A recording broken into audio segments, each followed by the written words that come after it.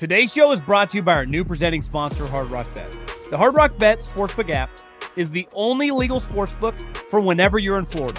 It's also live in Arizona, Ohio, New Jersey, Indiana, Tennessee, Virginia, Illinois, and Colorado. Coming soon to more states, too. Sign up today and you could win $150 in bonus bets. Just place a $5 bet, and if it hits, you not only get your winnings, but you also get $150 in extra bonus bets. Plus, Hard Rock Bet offers new promos daily, plus big legendary reward drops every single Thursday. It's like gifts under the tree. So whenever you're listening, just open the app up and check out what you've got waiting for you.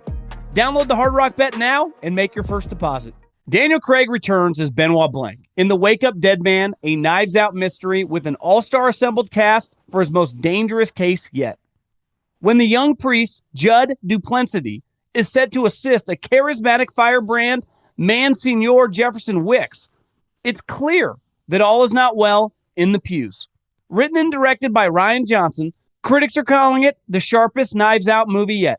Wake Up Dead Man, a Knives Out mystery in select theaters November 26th and on Netflix December 12th, rated PG-13.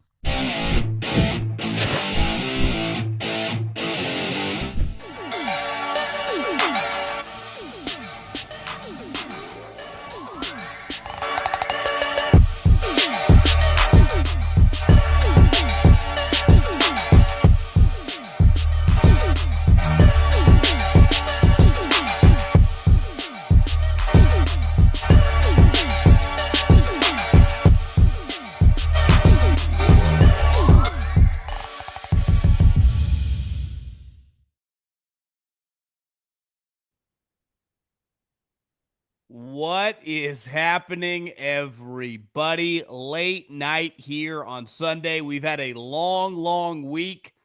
Hopefully you guys had a good Thanksgiving, good Black Friday, bought some stuff. A lot of cheap deals out there on the interweb. Obviously, we had a good weekend, and we will cap it off. But make sure you subscribe. Make sure you hit that subscribe button as well as the like button.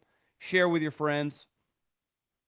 We really appreciate it because we've been grinding, people behind the scenes, lot of work, lot of long hours, and we really appreciate all you guys watching, interacting with the content. So easiest way to never miss a thing. Like tomorrow, we get the Giants and the Patriots who can't wait for Monday Night Football.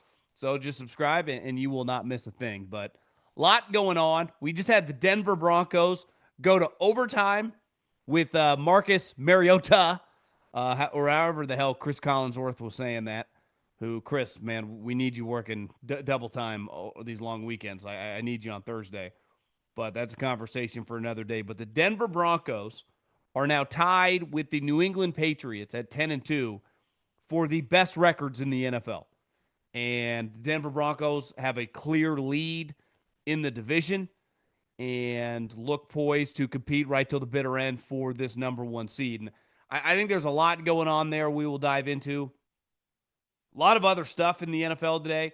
The NFC West is getting really weird. The Panthers and the Rams didn't see that coming. The 49ers, despite all their injuries, are 9-4. Seattle cruised today because they played some quarterback that no one had ever heard of who looked like he probably shouldn't be in the NFL. Mike Tomlin, I went on with Colin as that game was kind of wrapping up, so I didn't see all the reaction. But then, you get on social media, you see the halftime of like Aaron Rodgers saying stuff, Mike Tomlin saying stuff. That place is kind of unraveling, and I do think there's some individuals that probably deserve more heat that are almost getting a pass. And then obviously the big story of the day from just a big picture football story was Lane Kiffin. The saga finally ends. He gets in a private jet. He's now the LSU coach. And I actually saw another interesting story in relation to college football when it comes to NFL people. So we'll dive into a lot going on. It's been a long weekend, but let's just start with the Denver Broncos, who I have a philosophy. As you get late November, early December, I think we will see this tomorrow on Monday Night Football. When you take a team that's 10-1 or 11-2, and you're playing a team that's a 3 or 4 win team, that is headed toward potentially drafting in the top 5 or 6, right? These are human beings. So when you look at your opponent, you just don't take them as seriously. And one thing, if you watched a lot of NFL football on Sunday, don't blame you if you did not. Unlike the guys that play on Thursday, they don't eat their Thanksgiving meal till after the game. I do think there's like the tryptophan, kind of lack of focus. I thought it was pretty spotty play throughout the league today, and it kind of carried into the night game where it just feels a little, something's missing, especially from Denver, who still has a lot to play for. I mean, getting a home field, the number one seed, in Denver is a huge, huge swing moment for teams going to Mile High, right? And you're watching tonight, you go, is there a team with a bigger variance in the NFL that's a good team than the Denver Broncos? I mean, you can watch them on individual series when you're like, their defense is incredible. Hufunga was just a plug and play, looks like an all pro. Their pass rush is awesome. Obviously, Surtain's back in the mix. He's one of the best defensive backs in the league.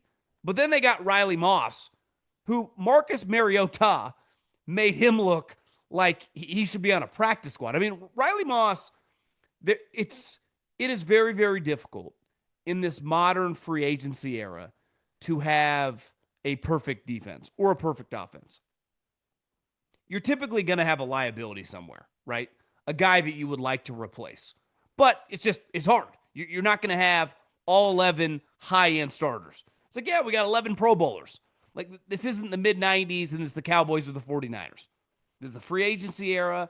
You're just going to have some individuals who are on the field with some limitations.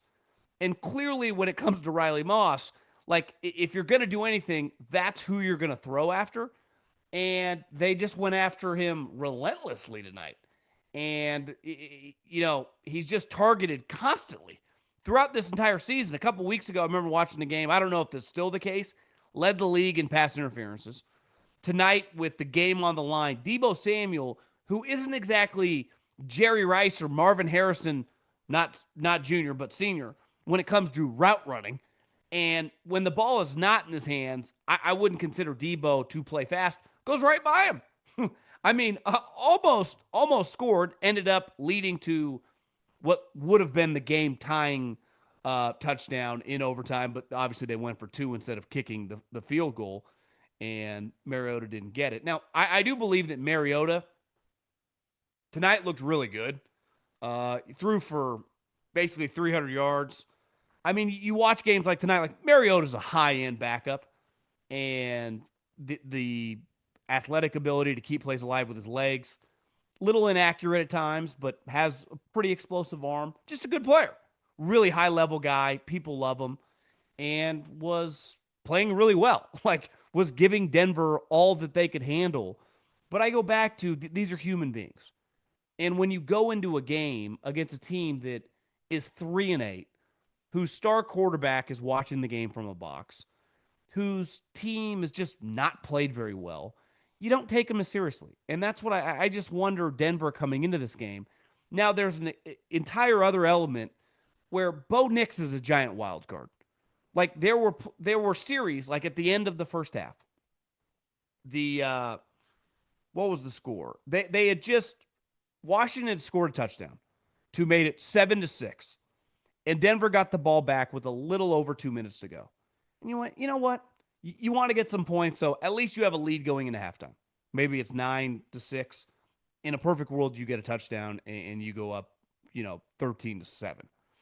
And Bo Nix gets the ball, leads them right down the field on a touchdown drive. You're like, well, that's the good Bo Nix. And then in the second half, there's a play where he throws it right to Bobby Wagner, who Bobby Wagner didn't even move. He basically took a step back from where he was lined up pre-snap. And Bo immediately grabs his helmet like this. For those of you listening, he just puts his helmet or puts his hands on his helmet. Obviously, many of you were probably watching the game. And it's like, that can't happen. And you could convince me that Denver could win the AFC pretty easily if they get number 1 seed, win both games, and be the representation in the Super Bowl. I have a ticket on them to go to the Super Bowl. You could also convince me they could lose in the first round, right? If New England gets the number 1 seed, they're the 2 seed, depending on who they play as a 7 seed. It would not shock me at all if Bo Nix just has a game where throws a couple picks, their offense doesn't do much, and they just lose a game like 15-13. That would 100% be on the table. That's why I think that there is not a team with the high end and the low end that is going to be in the playoffs like the Denver Broncos. And it kind of goes to Bo Nix. And I also think sometimes Sean Payton plays a role in this. We'll talk about the Panther game a little bit later, but when we discussed that game when they played the 49ers, it was like, why didn't you run the ball more? How did you only have 13 carries in a game where your quarterback was just a little hit or miss? And tonight, like RJ Harvey had 13 carries. You go, well, John, he only had 35 yards, averaging, under 3 yards a carry. Well, that's part of being an offensive coach.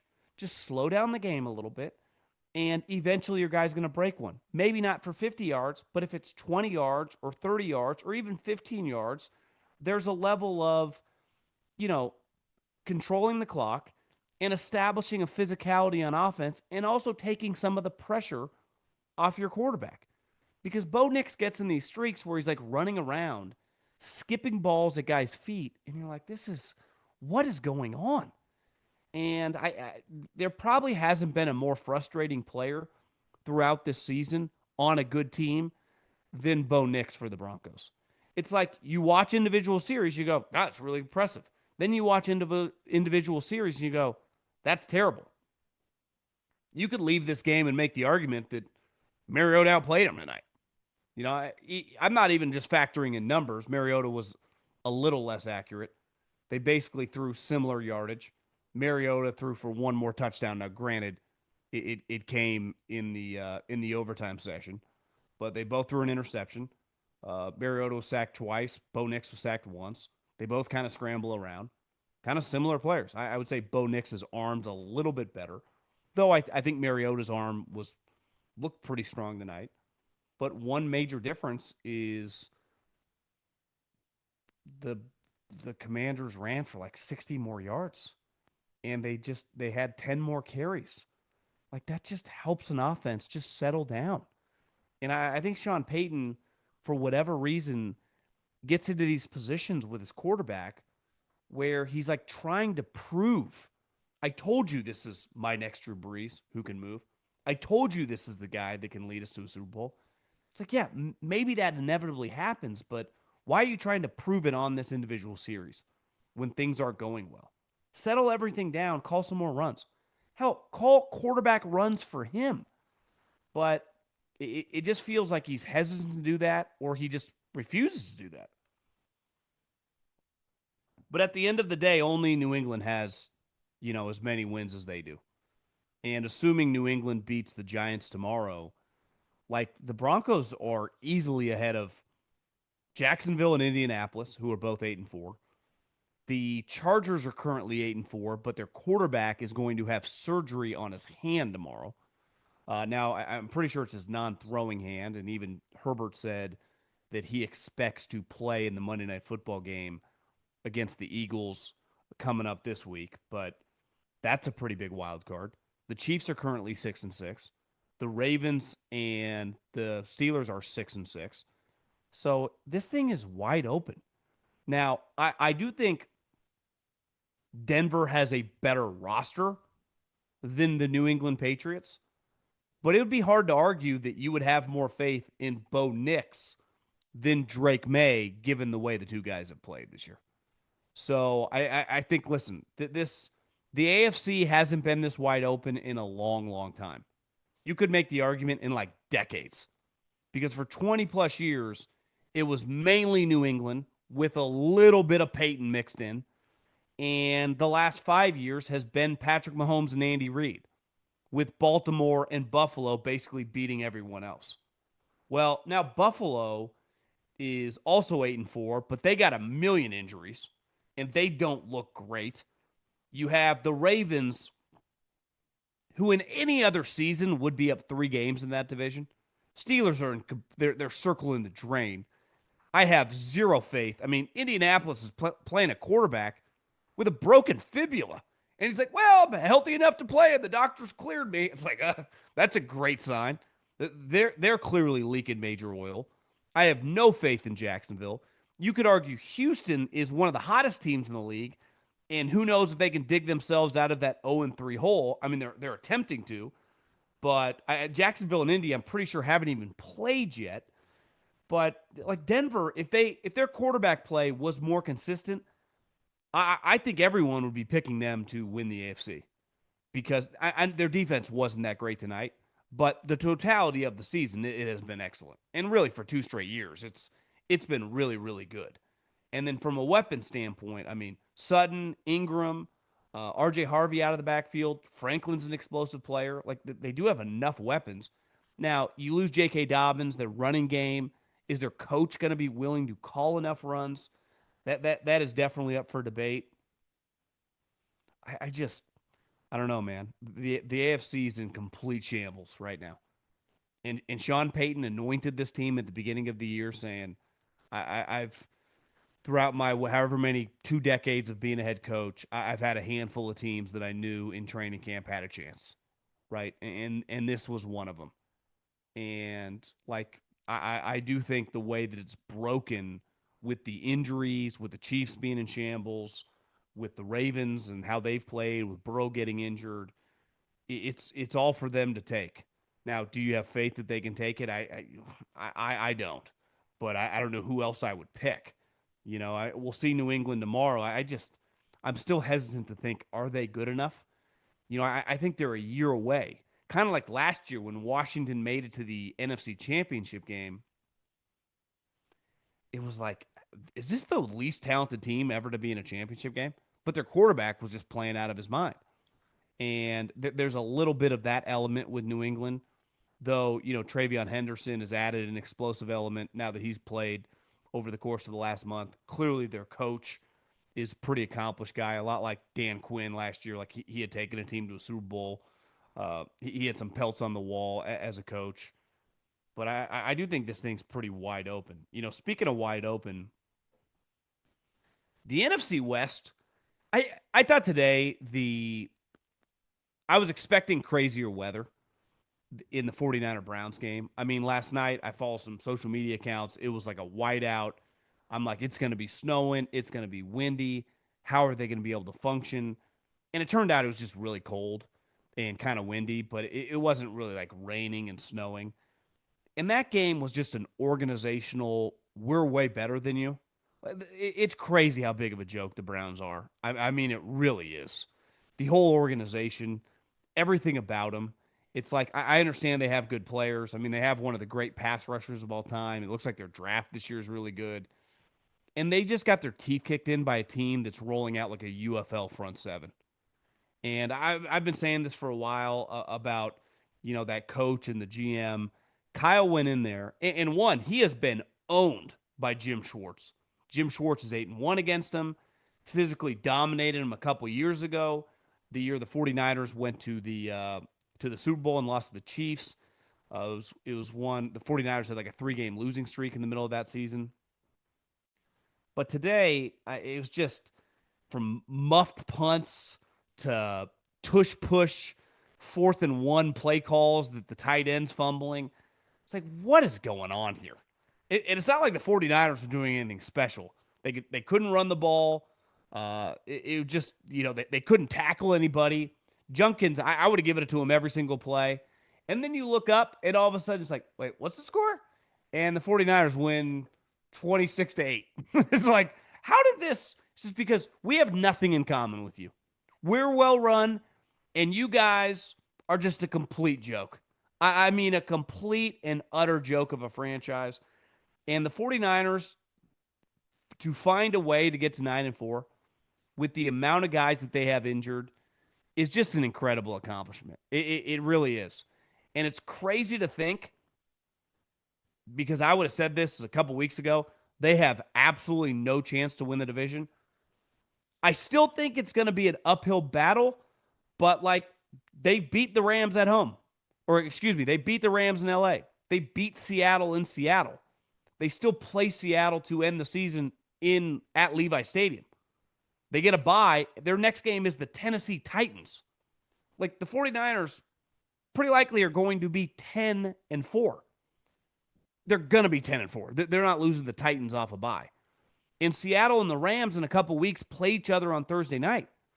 And here's the thing, like I said with Denver, when you go on the road and you play a bad team, I don't want to say the Panthers are like bad. I mean, they're 6-6, but I think after that Niner game, you don't take them quite as seriously.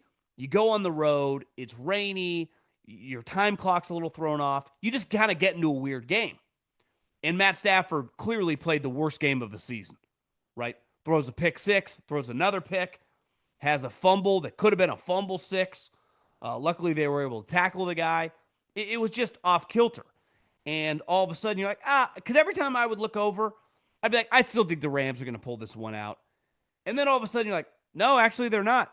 And then all of a sudden, Bryce Young is doing the victory formation. You're like, the Rams just lost that game. And now they're 9-3. And so the 49ers have the same amount of wins as both those other teams. I mean, that is, I don't think anyone would have saw this coming. The 49ers, Seattle, and the Rams, if I would have told you a month ago, would all have 9 wins after Thanksgiving weekend, you would have told me I'm on drugs. Now, Seattle got I don't want to say lucky. They played a team that essentially did not have a quarterback today. I mean, that kid that the Vikings rolled out, there are a lot of conspiracy theories on the internet about J.J. McCarthy. I did buy into some of them with the ankle injury. It was clearly the longest ankle sprain in the history of the NFL. I do think the concussion thing, he's not the first and he won't be the last guy to get concussion-like symptoms either the next day or on the plane ride home. That happens. I didn't have the audio on that game, so I'm sure they talked about it. Typically, when a guy is in the concussion protocol and he can't pass, doesn't always travel with the team. Maybe they make exceptions for a quarterback because they want him to listen. I don't know. I don't think it's great for you to travel. He clearly did, and he was on the sideline. But there is no disputing their quarterback situation is the worst in the league. It's an absolute joke. And Seattle could have rolled out me at quarterback and just handed the ball off every single time, and they would have won that game. So Sam didn't really have to do much, but this thing's wide open, and things get weird. The reason I like the 49ers to make the playoffs at the beginning of the year, because their schedule's pretty easy. I actually took the Browns kind of seriously today. Turns out I shouldn't have, because the Niners are just way better, even though they got a lot of random dudes. And, Myles Garrett had a sack today on Trent Williams, kind of smoked him actually on an inside move. It was kind of sweet. But yeah, this division is about to get really, really weird. Before we dive into Tomlin, actually, let's just dive into this. Let me tell you about my friends, my partners, and the official ticketing app, GameTime. They're the best ticketing app in America. Used them for years now. I know a lot of you guys have used them as well. So if you want to go to one of these pro football games, if you want to go to a college football game, you just download the app. You can search on the stadium. You can search. They have flash deals. They have tickets as low to go to an NFL game as $100. And here's the thing. When you buy a ticket on Game Time and it says the price, that is the price you pay when you check out. There aren't hidden fees. You don't see a price, and then when you're checking out, they add extra service fees. That's not the way it works. So take the guesswork out of buying pro football tickets with Game Time. Download the Game Time app, create an account, and use the code JOHN for $20 off your first purchase. Terms apply. Again, create an account and redeem the code JOHN for $20 off. Swipe, tap, ticket, go download the Game Time app today. I want to defend Mike Tomlin a little bit. Obviously, their team's in shambles, and they could just lose out. I mean, they're 6-6. They've lost 1, 2, 3, 4, 5 of their last 7. 3 of their last 4. Chargers kicked their ass. Bears just handled them in the second half, and obviously the Bills today won 26-7. their team is not very good. They have a poorly constructed roster.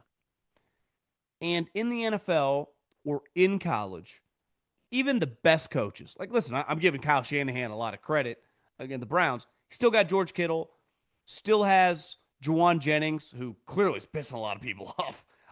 I don't know what Juwan's saying to people, but Shelby Harris said after the game, that Juwan Jennings got hit in the nuts last week, deserved to get hit in the mouth because of the things he's saying to guys when they're on the ground. I'd love to know a little bit more, but, the 49ers still have credible offensive players.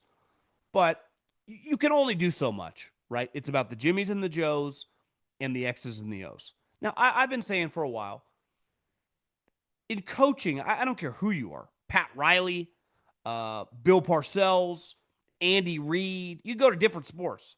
Most people have a shelf life and need a restart, need a reset. We're seeing it this year with Mike Vrabel.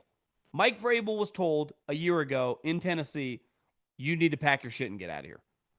Took a year off, kind of got a fresh look at everything, got to reset, got to put a little chip on his shoulder, comes to New England, is kicking ass and taking names.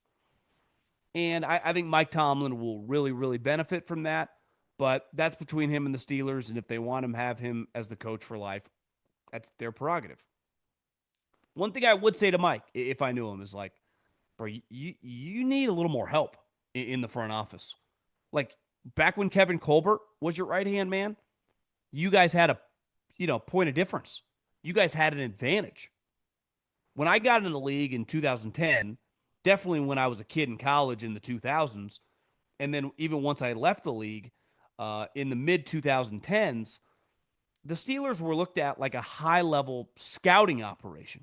The way they evaluated players, the way they signed players, the way they drafted players.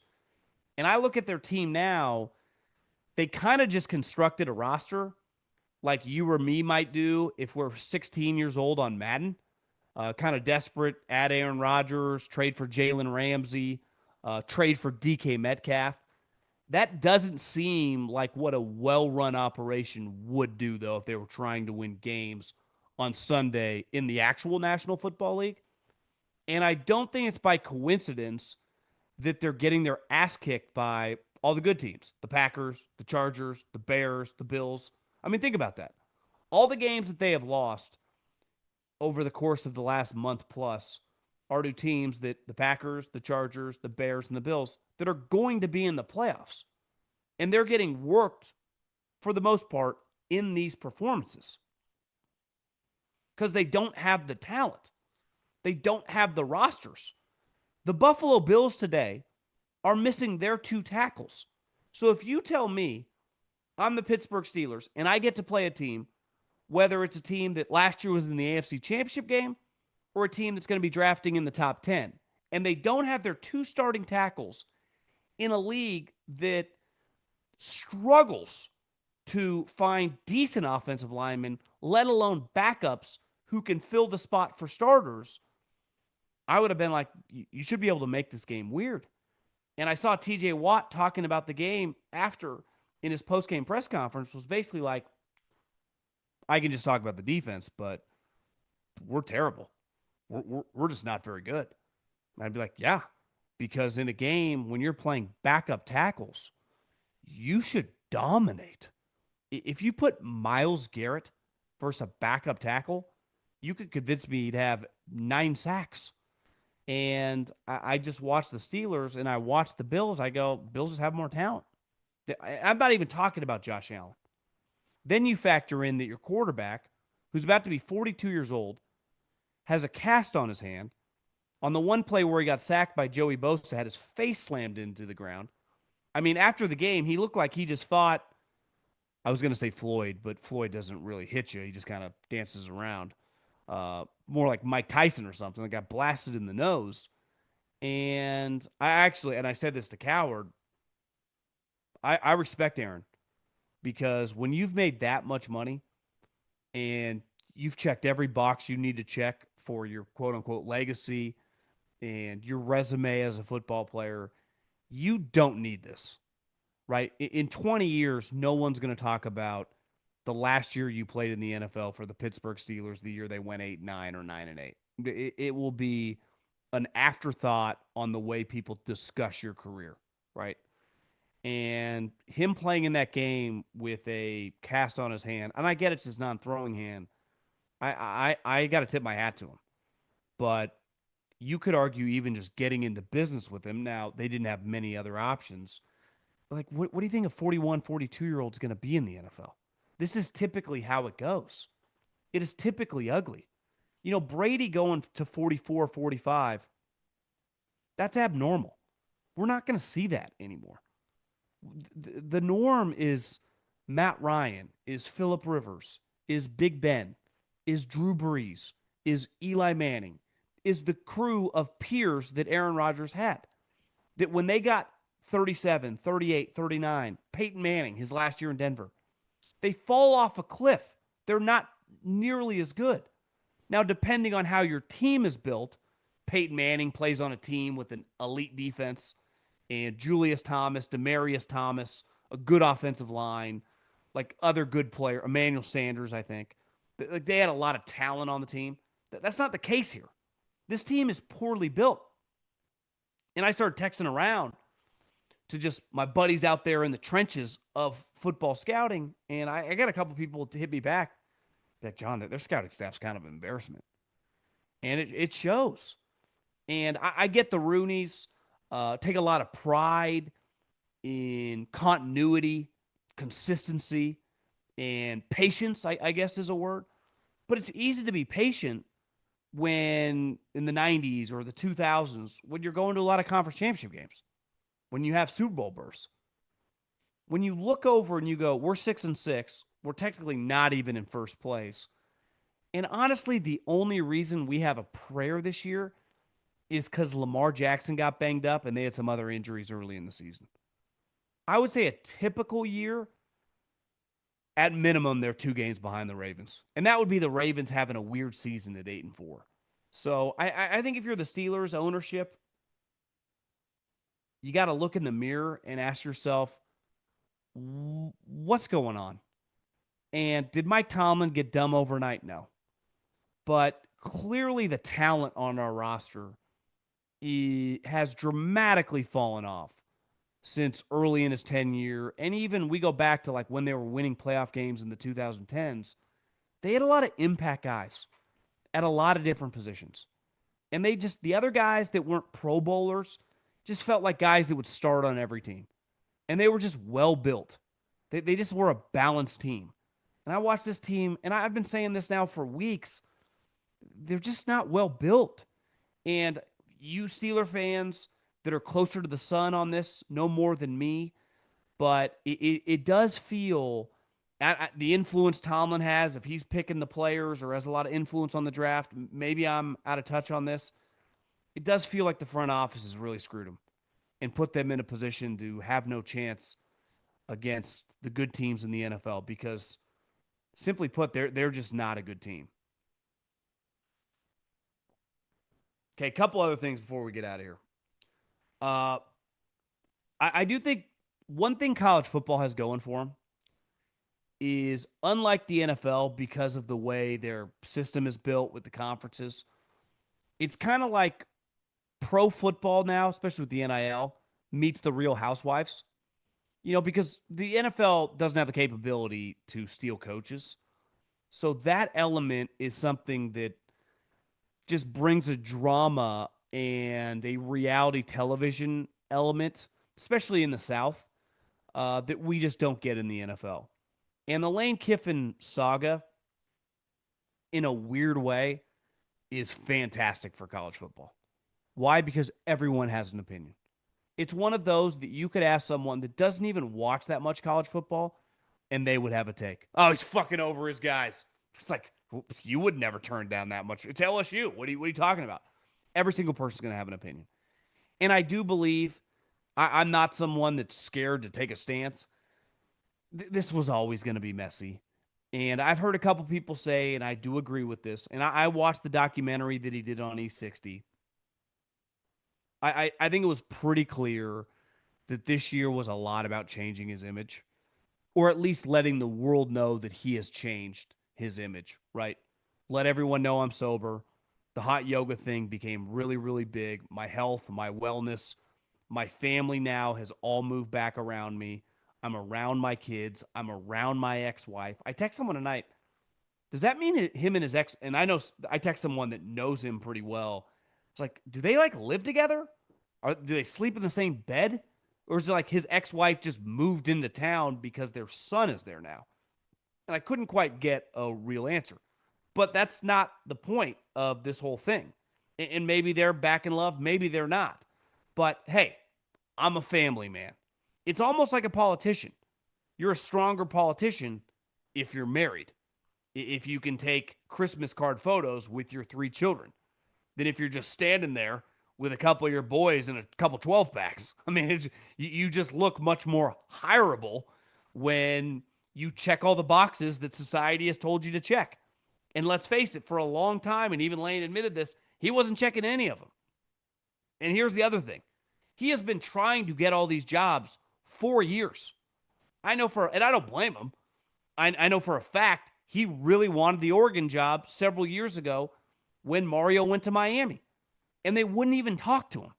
Think how crazy that sounds now. Now, clearly they made a great hire with Dan Lanning, but at the time, they would not even interview Lane Kiffin. And he obviously was on the fence a couple years about Auburn, ended up staying at Ole Miss. Think about this, because I talk about this a lot, that if the Alabama thing, and I probably tweeted this, like he'll just go back to Alabama. Alabama was open last year. And guess who controls all of this? Jimmy Sexton. Well, who's his number one client and kind of has to do whatever he tells him to do when it comes to some of this stuff? Nick Saban. And Alabama definitely, once Nick retired, was not going to hire someone that Nick did not want them to hire. So you're telling me that last year when Alabama came available, Lane Kiffin wouldn't have been interested in the job? Well, guess what? Alabama wouldn't have hired him. And I think Lane Kiffin knew it. And I don't think the E60 thing was random. And listen, PR, propaganda, we live in a world of it all. Clearly, I don't know Lane. I haven't talked to him in a long, long time. But my Fresno ties, it's where Lane went to college. I know a lot of people that know him well. My good buddy Tim Skipper played on the college football team with him. John Baxter, who's the special teams coach at Fresno State, was a special teams coach at USC. Listen, I think what everyone says, Lane's a different cat. I do think the drinking and the partying was a big kind of X factor to his life. And I think he wanted to show everyone that is behind him. And you just look at him. Like he just looks sober with his skinny face. And clearly health is a big, part of his life now. I also think, though, he's like treated like he's Nick Saban. It's like, guys, I mean, last year a lot of people thought, beside Ohio State, had the best roster in the country and didn't even make the playoffs. Now, this year, he's done a really good job. What's his best win? Oklahoma? Again, I'm not trying to diminish any of his accomplishments. My point is that he's talked about like he's Nick Saban or Urban Meyer, and I think it's more of a product of this hype machine we work in. Now, part of it, he's a huge personality, and that always and will always work in college football, and it's fun. I enjoy it. I like following this whole thing. I'm entertained by it. I understand if you're an Ole Miss fan, you hate him. You're going to believe in that one, the guy that said you can't turn a hoe into a housewife. I don't know if he's a local reporter, local podcaster that clearly pissed Lane off. Like that analogy kind of works here, Lane. Like based on your career, you're kind of a nomad bouncing around. Whether you're getting fired, like at USC, or like when Nick Saban fired you, or like now, you have a playoff team and you're choosing to go to LSU, which may age as being the right decision, may age to not, because the one thing in the SEC, whether you're a huge personality or whether you're an asshole or whether you're a big talker or whether you're an introverted, don't say much. If you win, no one cares.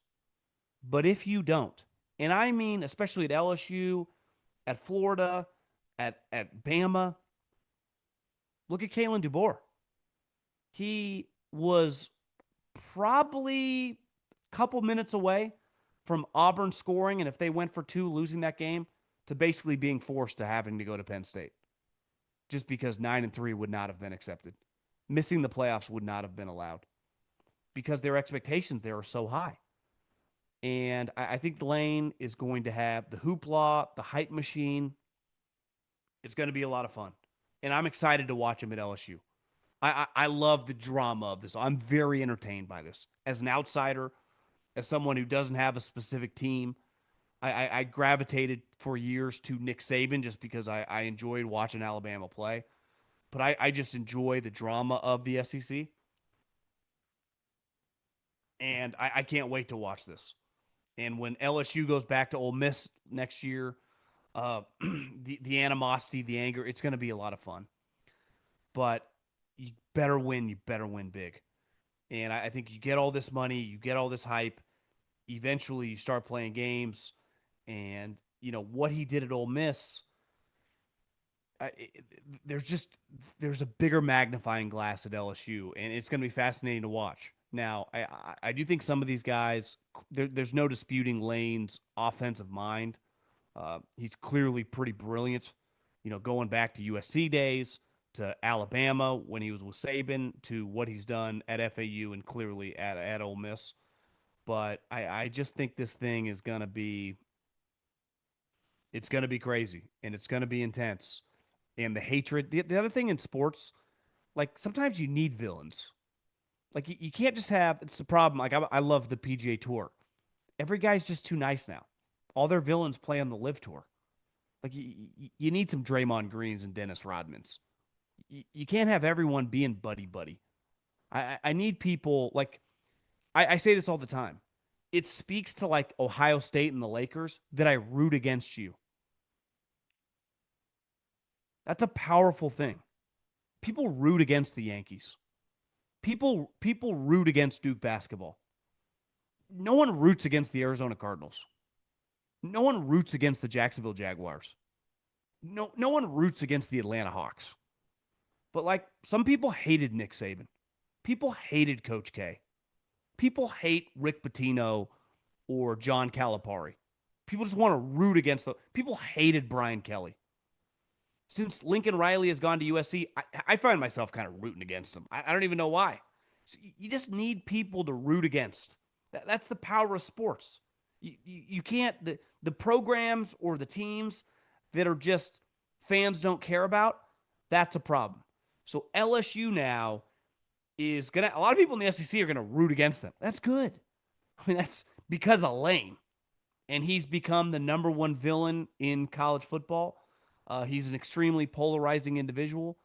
And buckle up because I can't wait to watch this. And I'll end on this.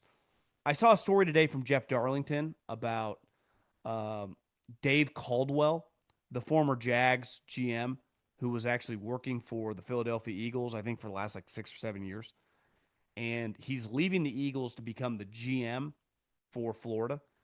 And I do believe, and I've been saying this for a while, whenever this topic comes up, that a lot of guys in the NFL that are like the third or fourth guy, like if you're the college scouting director or you're like the head SEC scout, if you get the opportunity to be the GM of the LSU for Lane, or be the GM for Florida, or be the GM for Clemson, or be the GM for Ohio State, these jobs are pretty elite because a lot of them pay, Jim Nagy, who is a longtime NFL scout, ran the Senior Bowl once Phil Savage left, and now he is the general manager at Oklahoma.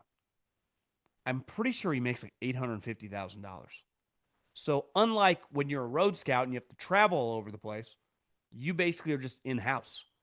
And because of the current rules, you can't go on the road and recruit. So from a travel perspective, besides going to the team's away games, it's a pretty good gig. Now, it's hard, long days, long hours, but if you're already having that gig in the NFL at either on the road for a team or like an in-house pro scouting director, you're working crazy hours anyway and not making nearly as much money. I was texting someone today. I've never signed a $100 million contract, But I can't imagine some of these guys that are making $100 million in the SEC that live in these towns. How many homes in Baton Rouge or Oxford, Mississippi are worth like over $3 million?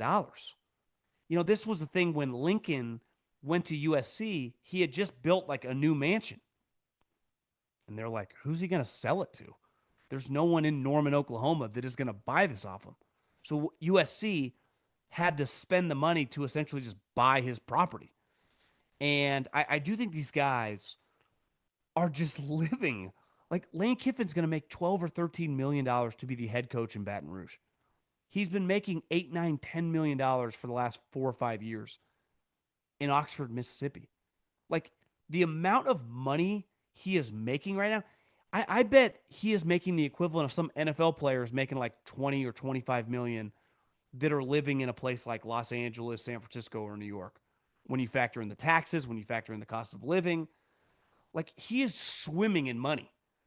And I think a lot of these college football programs are the assistants, the GMs. Like this is a really good time. When I worked in college football, none of these jobs existed. Definitely none of this money was near at this level. So I get asked a lot of times, like, how do you get involved if I want to get into scouting? There is a direct route now in college football. And you don't have to start out as like the GM, but just like get your foot in the door. All these programs are building and creating scouting departments that did not exist a decade ago. Saban kind of started it, maybe in the 2010, 11, 12 range. And by the end of last decade, kind of everyone's copied. Now, because of the growth and the wealth of the sport, there's a lot of money behind it. And it's not like, well, you can work for the program, but we can give you a $200 a week stipend. It's like, now we got three positions. They all pay $75,000. And then you can be the number two, make $400,000, and then you can be the GM and make 900 grand. So it's a crazy business. The Lane Kiffin story was nuts, and we just got to buckle up and enjoy it. Have a great night. Hopefully you guys had a good week, and talk to everyone. I'll see everyone on Monday morning. Oh yeah, really quick before we get out of here. Thanks, my man Shane, for reminding me. Hard Rock Bet. All our lines are brought to you by them. They've been great partners, and I do like a lot of underdogs in this situation when they're playing in prime time, because for the New York Giants, one, since Mike Kafka has taken over, they could have gone 2-0, right? They could have beat the Packers and they could have beat the Lions. They've played well. I also think Jackson Dart's coming back, should give them a little life. They're bound to win one of these games. I mean, no team has blown more late leads. Obviously, they just fired their defensive coordinator. Uh, I just think 7 points a lot. We have seen multiple 7-point plus underdogs, whether it's the Bears, whether it's the Bengals, cover, go on the road and cover, actually outright win. So I'm going to take the Giants, getting a touchdown, and yeah. So that's the way I will roll. Have a great night.